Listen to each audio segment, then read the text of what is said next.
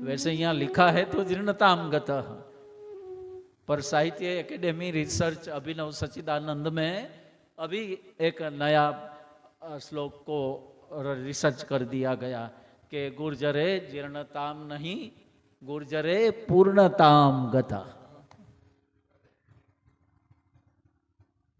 महाराष्ट्र तो कठिन कठिन दृष्टि कोई कोई जगह पर दिखती है, पर गुजरात में तो पूर्णता को प्राप्त होती है भक्ति महाराणी। એટલા માટે વક્તાઓએ થોડું સુધારી નાખવાનું, ગુર્જરે જીર્ણતામ ગતઃ નહીં, ગુર્જરે પૂર્ણતામ ગતઃ। મહારાષ્ટ્રમાં તો કોઈક કોઈક જગ્યાએ દેખાય છે, પણ ગુજરાતમાં તો પૂરેપૂરી ભક્તિ દેખાય છે। અહમ ભક્તિ રીતિ ખ્યાતા, હે મહારાજ મારા દુઃખને દૂર કરો। નારદજીએ કહ્યું કે આ સુતેલા કોણ છે બે? એ બે મારા પુત્ર છે। એકનું નામ છે જ્ઞાન, બીજાનું નામ છે વૈરાગ્ય। આ બે હતા તો યુવાન, પણ કાલ યોગે ન જર્જરઃ। ભક્તિ કહે હું ભક્તિ મહારાણી છું, આ બે મારા દીકરા છે, એકનું નામ છે જ્ઞાન, બીજાનું નામ છે વૈરાગ્ય। હતા તો યુવાન, પણ કાળ ક્રમે કરીને સાવ જર્જરિત થઈ ગયા છે। તમે એને જગાડો। સુતેલા જ્ઞાન વૈરાગ્યને નારદજી જગાડે છે।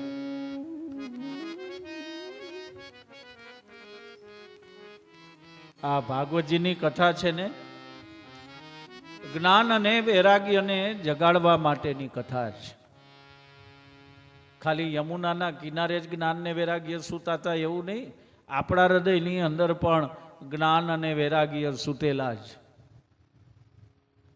વૈરાગ્ય જો જીવનમાં હોય ને તો કોઈ ઉપદ્રવ જ ના હોય। આ જે કાંઈ છે એ બધું નાશવંત છે। આંખ ખોલ્યા પછી જે દેખાય છે એ આજે મારું છે, ક્યારેક મારા દાદા પરદાદાનું હતું, આજે હું એનો વારસદાર છું। અને હું જ્યારે સમાપ્ત થઈ જઈશ ને ત્યારે મારી મિલકતનો ધણી કોઈક બીજો બેઠો હશે। આવું જે સમજે છે ને એ સાચો વૈરાગી છે। સંસારના એકય પદાર્થને જે સત્ય સમજતો નથી, બધું જ નાશવંત છે, બધું જ ભસ્માંત છે। એટલે યજ્ઞ પરિપૂર્ણ થાય ને, છેલ્લે ભૂદેવો ભસ્મનો ચાંદલો કરતા યજમાનોને આશીર્વાદ આપે। ઓમ અગ્નિરીતિ ભસ્મ, વાયુરીતિ ભસ્મ, જલમિતિ ભસ્મ, સ્થલમિતિ ભસ્મ, વ્યોમિતિ ભસ્મ, सर्वगुणवाइदम चक्षुगुकी मनयतानि भस्मानिति। ये सब कुछ भस्म है। जो कुछ दिख रहा है सभी सब, हर एक पदार्थ भस्म है। जिस अग्नि से भस्म प्रकट होती है वो अग्नि स्वयं भी भस्म है। भगवान शिव આ બધું જ ભસ્મ કરી નાખે છે।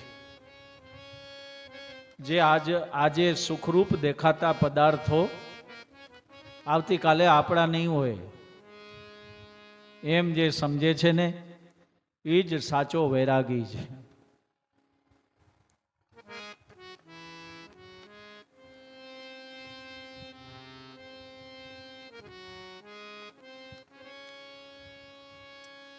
અને જ્ઞાનના સૂત્ર દ્વારા ભક્તિ અને વૈરાગ્ય આ બંને જ્યારે પ્રગટ થાય ત્યારે એમ તમારે સમજવાનું કે ભક્તિ મહારાણી તો હૃદયમાં બેઠા, પણ એના દીકરાને પણ સાથે લઈ આવ્યા। ખાલી ખાલી કોરી ભક્તિ કરો પણ જ્ઞાન અને વૈરાગ્ય ન આવે જીવનમાં તો પુત્ર વિનાનીને જે સન્નારીને પુત્ર ન હોય, સંતાન ન હોય, એને માતા કેમ કહેવાય? એવી રીતે જીવનમાં ખાલી ભક્તિ હોય, આપણે ચાંદલા ચૂંડલી કરીએ ને કંઠી પહેરીએ ને રુદ્રાક્ષની મોટી માળા પહેરીએ, પણ જીવનમાં જ્ઞાન અને વૈરાગ્ય ન હોય તો આ ઉપરના દેખાવનો કોઈ મતલબ નથી. એ તત્વજ્ઞાન સમજાવે છે ભાગવતજી. અહમ ભક્તિ રીતિ ખ્યાતા, હું ભક્તિ મહારાણી છું. સુતેલા આ બે પુરુષો મારા દીકરા છે. જ્ઞાન અને વૈરાગ્ય હતા તો યુવાન, પણ વ્રત થઈ ગયા છે. મહારાજ તમે એને જગાડો. એમ કહેવાય કે નારદજીએ પછી તો વેદ મંત્રોના ગાયન કર્યા, કેટલી બધી શ્રુતિઓના ગાયન કર્યા. વેદ મંત્રોને સાંભળી જ્ઞાન વૈરાગ્ય જાગ્યા તો ખરા, પણ જેવા જાગ્યા એવા પાછા બગાસા ખાય, આળસ મરડી, જેમ સૂતા હતા એમને એમ સૂઈ ગયા.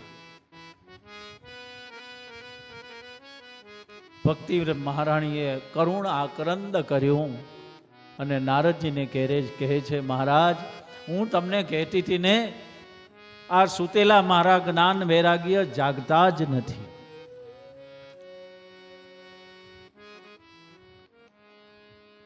આ ભાગવતજીની કથા છે ને, એનું મૂળભૂત મહાત્મ્ય. જીવનમાં ભક્તિ આવે, ભક્તિ તો આવે, પણ એના દીકરા જ્ઞાન અને વૈરાગ્યને પણ લઈ આવે, એ એનું મુખ્ય મહાત્મ્ય છે.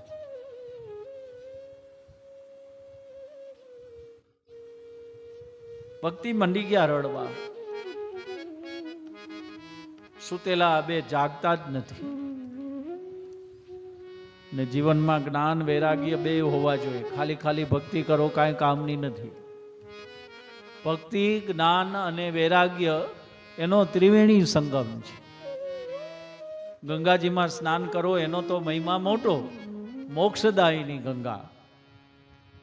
પણ તમે પ્રયાગમાં જઈ અને ગંગા, યમુના, સરસ્વતી એ ત્રિવેણી સંગમમાં સ્નાન કરો તો એનો મહામહિમા છે. એવી રીતે જીવનમાં ભક્તિનો તો મહિમા છે જ, પણ એની સાથે સાથે, ભક્તિની સાથે સાથે જ્ઞાન હોય, વૈરાગ્ય હોય તો એ ભક્તિની શોભા છે. ભક્તિ, જ્ઞાન, વૈરાગ્ય કેવા છે? તમે આ રસોડામાં લાડવા બનાવો ને, એના જેવા છે.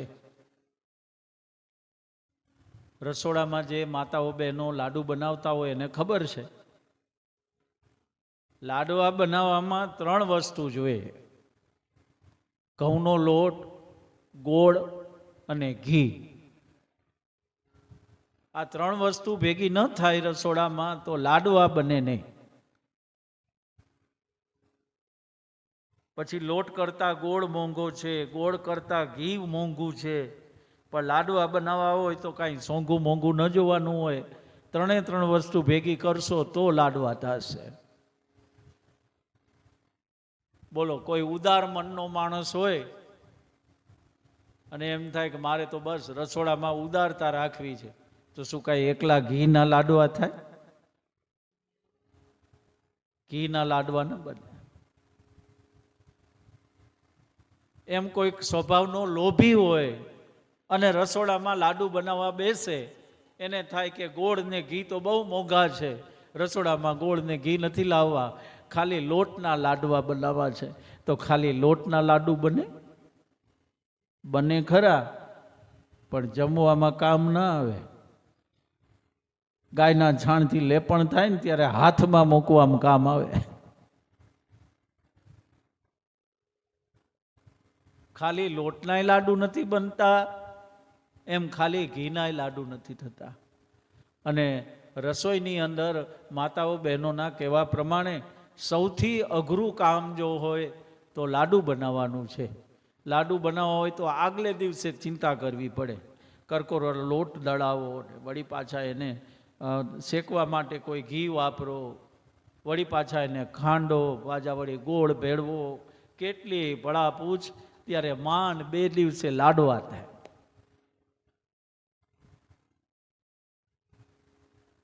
આખે આખો લાડવો તૈયાર થઈ જાય. ગોળ, ઘી,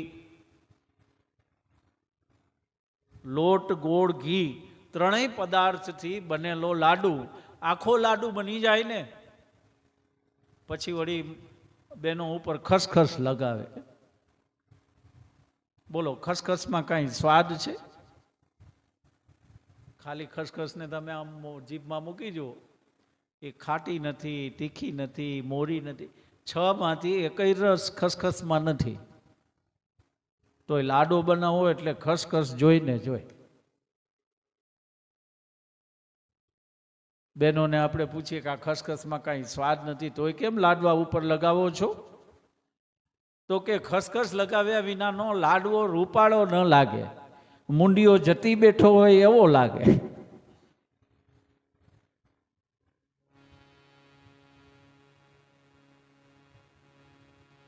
ત્રણે ત્રણ પદાર્થ હોય ત્યારે લાડુ બને, લાડુની શોભા વધે ખસખસથી.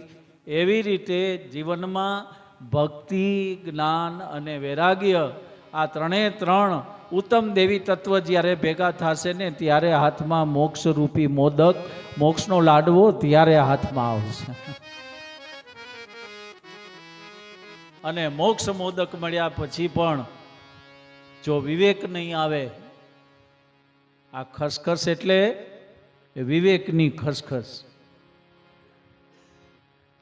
ભક્તિ, જ્ઞાન, વૈરાગ્ય આવી ગયા પછી વિવેકો વર્ધતે મહા. વિવેકની વૃદ્ધિ થાય તો જ્ઞાન શોભે, તો ભક્તિ શોભે. વૈરાગ્યની શોભા વિવેકમાં. ભક્તિ રીતિ ખ્યાત. મહારાજ, મારા સૂતેલા જ્ઞાન અને વૈરાગ્યને તમે જગાડો. અને સૂતેલા જ્ઞાન વૈરાગ્યને જગાડે કોણ? સદગુરુ જ આવે જીવનમાં અને સુસુપ્ત થયેલા એ જ્ઞાન અને વૈરાગ્યને જગાડે. ભક્તિરૂપી દીપ પ્રગટાવે. અને જેમ રસોડામાં લાડુ તૈયાર થાય એમ ચિદાકાશની અંદર મોક્ષ રૂપી મોદક બની જાય. અને પછી જ્ઞાન દ્વારા વિવેક જન્મે ત્યારે એ લાડવો શોભે. અને એટલા માટે જાગજો રે જાગજો, સત્સંગમાં લાગજો. જાગજો રે જાગજો, સત્સંગમાં લાગજો. જાગજો રે જાગજો, સત્સંગમાં લાગજો. જાગજો જાગજો, સત્સંગમાં લાગજો. સંતો વગાડે છે ઢોલ, જાગજો. સંતો વગાડે છે ઢોલ, જાગજો. જાગજો રે જાગજો, સૂતા સૌ જાગજો. જાગજો રે જાગજો, સૂતા સૌ જાગજો. જાગજો રે જાગજો, સૂતા સૌ જાગજો. જાગજો રે જાગજો, સૂતા સૌ જાગજો. સંતો વગાડે છે ઢોલ, જાગજો. સંતો વગાડે છે ઢોલ, જાગજો.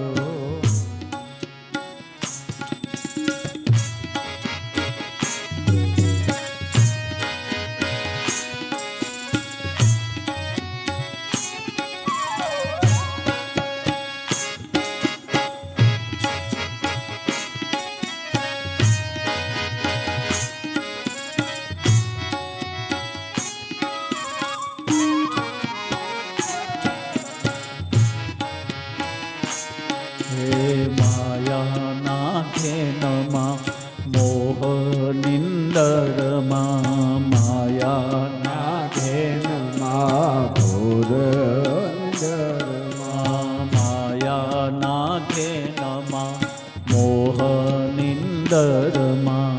માયાના ખેનમાં મોહ નિંદરમાં. એ સુતા સુતાણીને સોડ જાગજો. સુતા સુતાણીને સોડ જાગજો. જાગજો રે જાગજો, સત્સંગમાં લાગજો. જાગજો રે જાગજો, સત્સંગમાં લાગજો. ભાગજો રે ભાગજો, પાપથી ભાગજો, ભાગજો રે ભાગજો, પાપથી રે ભાગજો. જાગજો રે જાગજો, સત્સંગમાં લાગજો, જાગજો રે જાગજો, સત્સંગમાં જાગજો. એ સૂતા સુતાણીને સોળ જાગજો, સૂતા સુતાણીને સોળ જાગજો. જાગજો રે જાગજો, સત્સંગમાં લાગજો, જાગજો રે જાગજો, સત્સંગમાં જાગજો.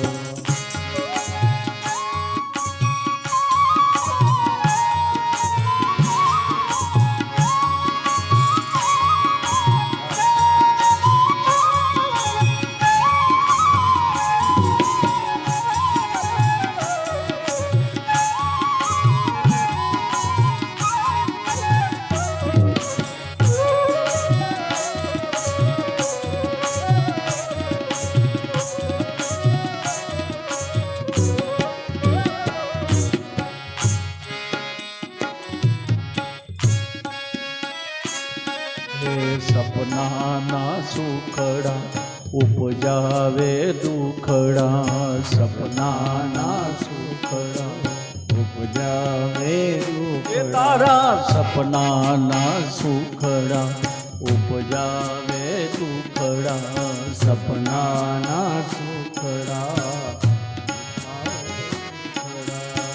નિંદમાં કરાવે દોડા દોડ, જાગજો નિંદમાં કરાવે દોડા દોડ, જાગજો.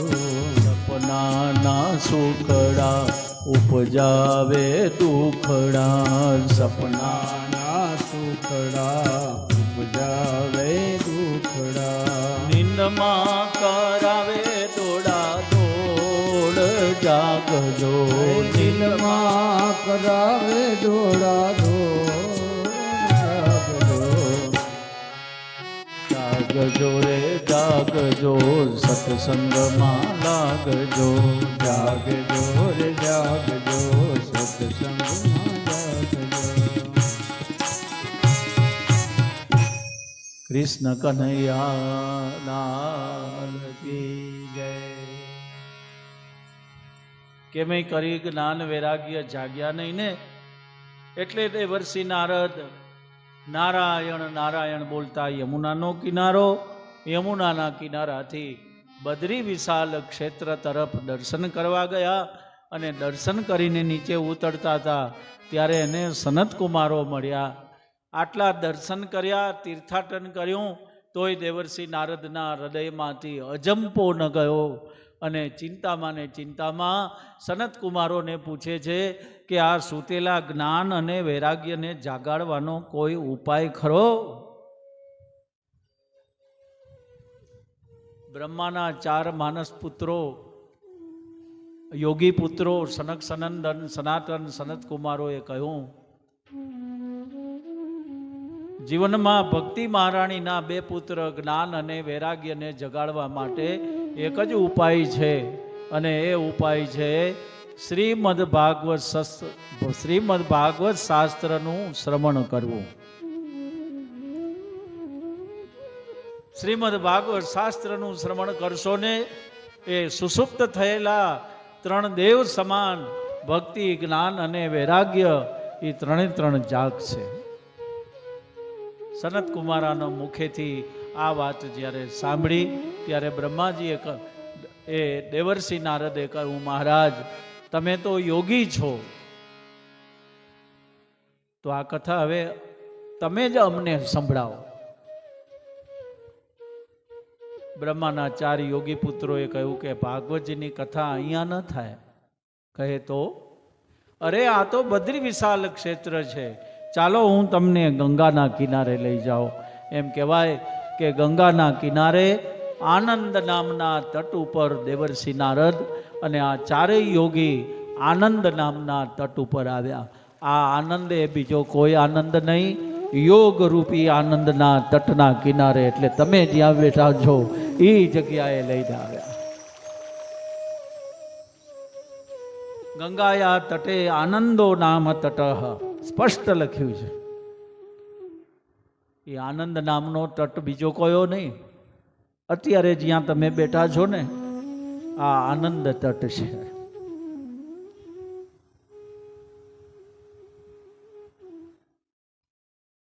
આ બધી ટેકરીઓને શિવાલિક કહે છે. શિવાલિક ટેકરી. અહીંથી નજીકમાં જ ભગવાન નીલેશ્વર મહાદેવ બિરાજે છે. બાજુમાં સંસ્કૃત વિદ્યાલયો છે. આચાર્ય દેવ અહીંયા બિરાજે છે, જ્યાં સંસ્કૃતના પઠન પાઠન થતા હોય. શિવાલિક નગરી જેવી, શિવાલિક ટેકરીઓ જેવી ટેકરીઓ હોય અને જ્યાં ભગવાન નીલેશ્વર મહાદેવ સાક્ષાત બિરાજતા હોય.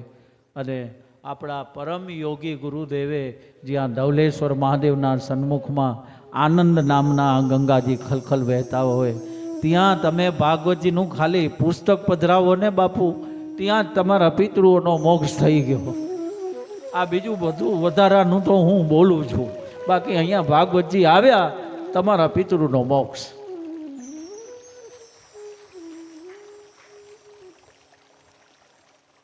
અને આ મારી કોઈ મનગણત વાત નથી. દેવર્ષિ જેવા દેવર્ષિ નારદે પૂછ્યું કે તમે જ યોગી છો તો તમે મને કથા કહો. ત્યારે સનત કુમારોએ કહ્યું કે ચાલો તમને હું ગંગાના કિનારે આનંદ નામના તટ ઉપર લઈ જાઓ. અને આનંદો વૈ સહ, આનંદ કયો? એ બ્રહ્મરૂપ જે આનંદ છે તે. અને એ બ્રહ્મરૂપ આનંદનો અનુભવ કોઈ ભોગ વિલાસ વચ્ચે નહીં થાય, કોઈ દેકારા શોર બકોર વચ્ચે નહીં થાય. એ આનંદનો અનુભવ અત્યારે તમે જે બેઠા છો, જે આશ્રમમાં રહો છો, એની જે કેવી નીરવ શાંતિ છે, એ શાંતિ વચ્ચે જ તમને આનંદ બ્રહ્મનો અનુભવ થશે. એટલે આ આનંદ નામનો તટ છે.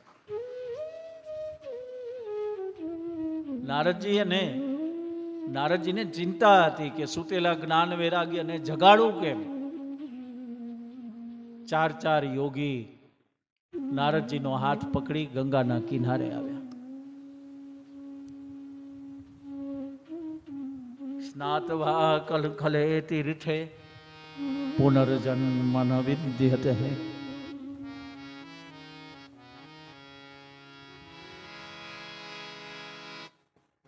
ગંગા દ્વારે કુશાવર્તે. શાસ્ત્રનું પ્રમાણ આપું છું, એમને સીધી વાત નથી કરતો. ગંગા દ્વારે કુશાવર્તે બિલ્વકે નીલ પર્વતે સ્નાત્વા યોગ ગંગાયા પુનર્જન્મ ન વિદ્યતે. ગંગા દ્વારે કુશાવર્તે બિલ્વકે નીલ પર્વતે. ગંગા દ્વાર એટલે કે હરિદ્વાર. એને તમે ગંગા દ્વાર કહો તોય ચાલે, અને હરિનું દ્વાર કહો તોય ચાલે, અને હરદ્વાર કહો તોય ચાલે. ગંગા દ્વાર, હરદ્વાર, હરિદ્વાર, આ ત્રણેયનો અર્થ એક સમાન છે. એટલે કે હરદ્વાર, ગંગા દ્વારે કુશાવર્તે, જ્યાં દર્ભ ઉગતો હોય એવી જગ્યાએ. અને અહીંયા આસપાસમાં બહુ બધો દર્ભ ઉગે છે. કુશાવર્ત એટલે કે એક તો હરિદ્વાર, એમાં જ્યાં દર્ભ ઉગતો હોય એવી ધરતી કુશાવર્ત. બિલ્વકે, જ્યાં બિલીના ઝાડ હોય ત્યાં. અહીંયા બાજુમાં જ છે, ધવલેશ્વરની બાજુમાં બિલીનું ઝાડ ઊભું છે. બિલ્વકે નીલ પર્વતે. તમે આશ્રમથી થોડા બારે નીકળો અને મેઇન રોડ ઉપર આવો ને તો ત્યાં હિન્દીમાં લખેલું છે નીલેશ્વર મહાદેવ મંદિર. ટેકરી ઉપર જાય છે. એ નીલેશ્વર એટલા માટે કે ભગવાન ભોળોનાથ દેવતાઓનું કલ્યાણ કરવા માટે ખપર ભરીને જ્યારે વિષ પી ગયો અને વિષને પેટમાં ન ઉતરવા દીધું અને અહીંયા કંઠમાં ધારણ કર્યું, એટલે એનો કંઠ નીલા કલરનો બની ગયો. એટલે એ મહાદેવનું નામ થયું નીલકંઠ, અને નીલકંઠ ઉપરથી નામ થયું નીલેશ્વરમ. જ્યાં વિષપાન કરીને ભગવાન ભોળોનાથ ત્યાં થોડી વાર વિરાજિત થયો. સતીને લઈ અને ત્યાં એને એક રાત ત્યાં વિશ્રાંતિ કરી, એટલે એનું નામ થયું નીલેશ્વર. એમ કહેવાય કે એ આખી ટેકરી વિષ પ્રભાવિત થઈ ગઈ, એટલે એને નીલ પર્વત પણ કહેવાય છે. પછી શિવાલિક એવું નામ એનું સુધારવામાં આવ્યું, શિવાલિક. ટેકરીઓ બધી શિવાલિક કહેવાય છે, પણ જ્યાં નીલેશ્વર બિરાજે છે એ નીલ પર્વત છે. ગંગા દ્વારે કુશાવર્તે બિલ્વકે નીલ પર્વતે સ્નાતવા કનખલે તીર્થે.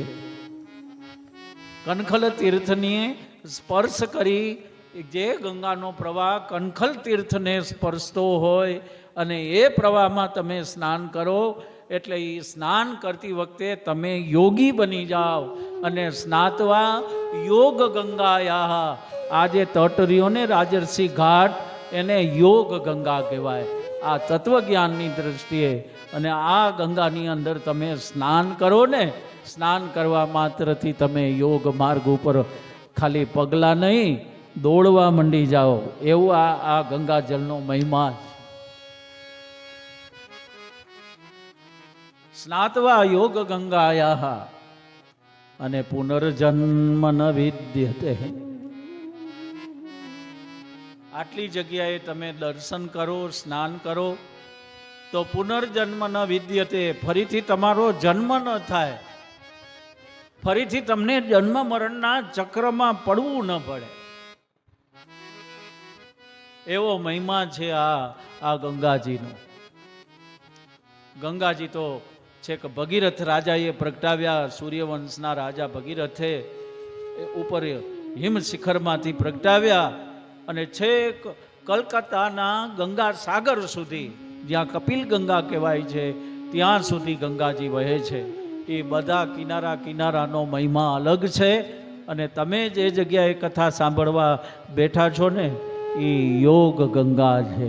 અને આનો મહિમા એ તો અપરંપાર છે. માં સરસ્વતી સ્વયં આવી વીણા વગાડતી વગાડતી આ યોગ ગંગાનો મહિમા ગાય તો એ ખૂટે નહીં, એવડો મોટો મહિમા.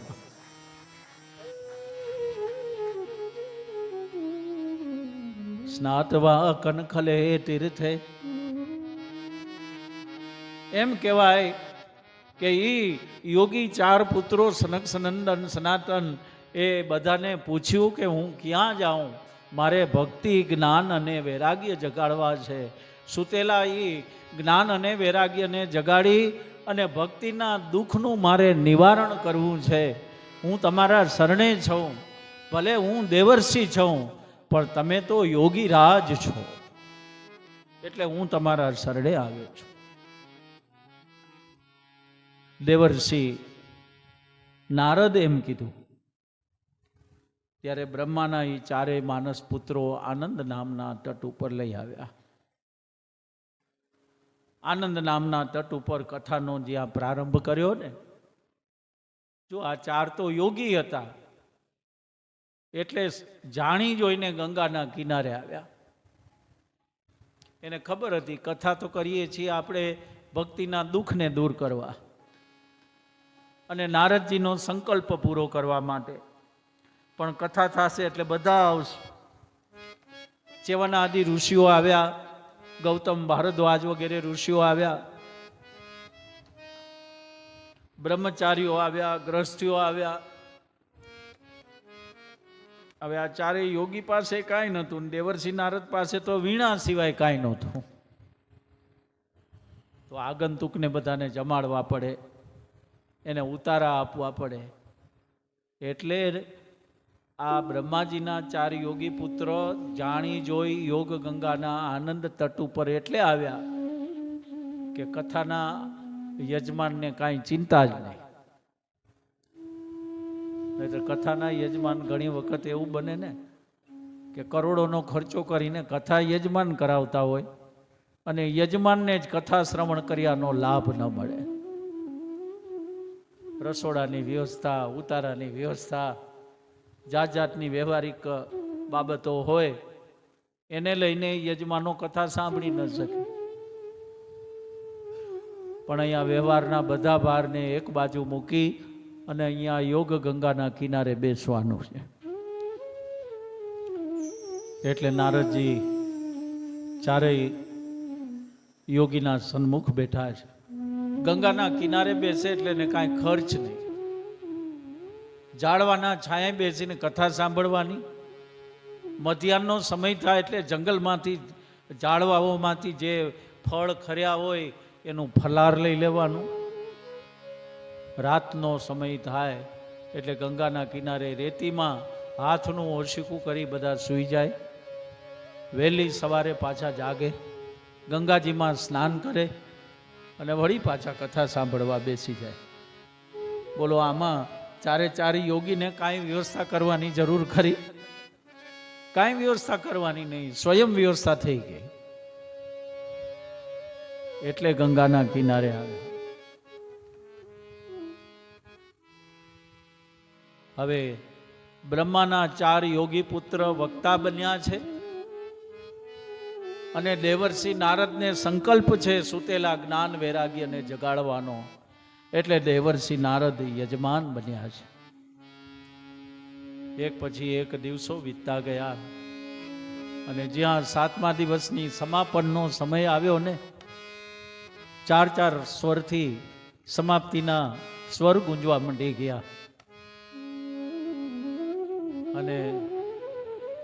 અને જ્યાં કથાની પૂર્ણાહુતિ થવા માંડી અને ત્યાં તો દૂર દૂરથી જાણે પગમાં પૈજની બાંધેલી અને હાથમાં 2 યુવાન દીકરાઓનો હાથ પકડી માતા અને પુત્ર બંને દીકરા જ્ઞાન અને વૈરાગ્ય ભક્તિ મહારાણીનો માનો હાથ પકડી અને કથાના મંડપમાં નર્તન કરતા કરતા પ્રગટ થયા. ઓમ નમો ભગવતે વાસુદેવાય. ઓમ નમો ભગવતે વાસુદેવાય. ઓમ નમો ભગવતે વાસુદેવાય. ઓમ નમો ભગવતે વાસુદેવાય. વાસુદેવાય હરિ વાસુદેવાય. વાસુદેવાય હરિ વાસુદેવાય. ઓમ નમો ભગવતે વાસુદેવાય. ઓમ નમો ભગવતે વાસુદેવાય.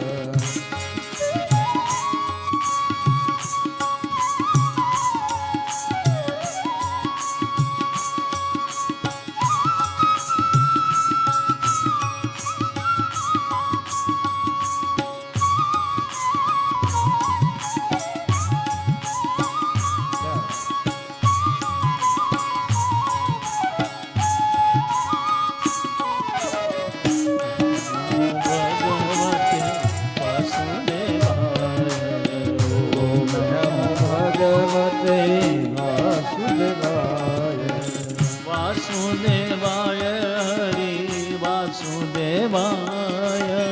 વાસુદેવાય હરિ વાસુદેવાય. વાસુદેવાય હરિ વાસુદેવાય. વાસુદેવાય હરિ વાસુદેવાય.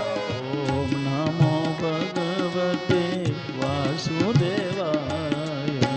ઓમ નમો ભગવતે વાસુદેવાય. વાસુદેવાય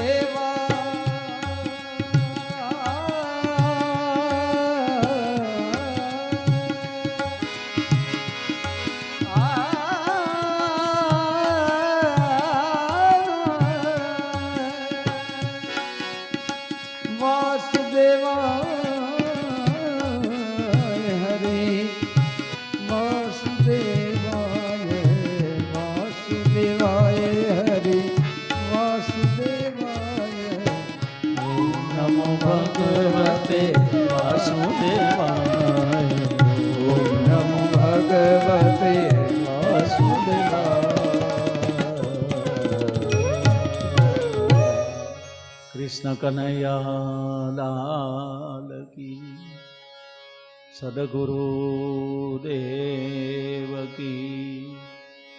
ઓમ